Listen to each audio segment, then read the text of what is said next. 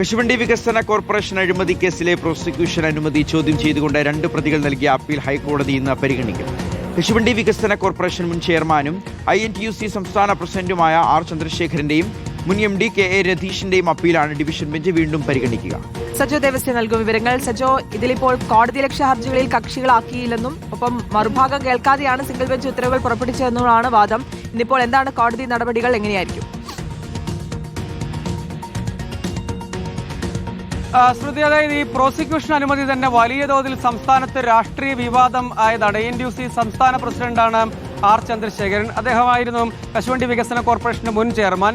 മുൻ MD KA Ratheesh, 2 പേർക്കും എതിരെയാണ് പ്രോസിക്യൂഷൻ അനുമതിയും മറ്റും ഉണ്ടായത്. ഇതിൽ തങ്ങളുടെ ഭാഗം കേട്ടിട്ടില്ല, കോടതിയലക്ഷ്യ കേസിൽ കക്ഷികളാക്കിയില്ല എന്നീ കാര്യങ്ങളാണ് അവർ ചൂണ്ടിക്കാണിക്കുന്നത്. അവരുടെ അപ്പീലാണ് പരിഗണിക്കപ്പെടുന്നത്. പക്ഷേ കോടതിയലക്ഷ്യ കേസിൽ അപ്പീൽ എങ്ങനെയാണ് നൽകാനാവുക എന്ന് കോടതി ചോദിച്ചിരുന്നു. അതേസമയം പ്രത്യേക നിയമ നടപടിയല്ലേ വേണ്ടത് എന്ന് ചോദിച്ചിരുന്നു. അപ്പോൾ അവർ പറയുന്നത് അന്വേഷണത്തിന്റെ തുടർ നീക്കങ്ങൾ തടയണം, അതോടൊപ്പം തന്നെ സ്റ്റേ ആവശ്യം എന്നിങ്ങനെയാണ് ഈ ഹർജിയിലെ ആവശ്യങ്ങളായുള്ളത്.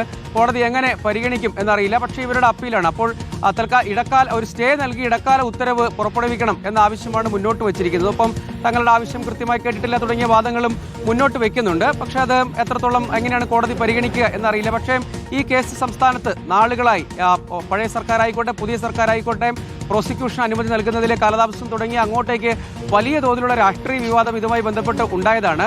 അപ്പോൾ അതിലെ അപ്പീലും നിയമ നടപടിയും അവർ തുടരുന്നു എന്നാണ് ഇതിലെ സവിശേഷമായ ഒരു കാര്യം. അങ്ങനെ അല്ലാത്ത പക്ഷം, ഏതെങ്കിലും കാര്യത്തിൽ കോടതിയുടെ ഇടപെടൽ, നിയമപരമായ ഇടപെടൽ ഉണ്ടാകാത്ത പക്ഷം അന്വേഷണം തുടരുകയായിരിക്കും ചെയ്യുക. അപ്പോൾ ഒരു ഇടക്കാല ആശ്വാസം തേടിയാണ് ഈ കേസിൽ ആരോപണ വിധേയരായ 2 പേരും കോടതിയെ അപ്പീലുമായി സമീപിച്ചിരിക്കുന്നത്. സ്വാഭാവികമായി കോടതി വ്യക്തമാണ്. സജോ ദേവസ്യാണ് വിശദാംശങ്ങൾ നൽകിയത്.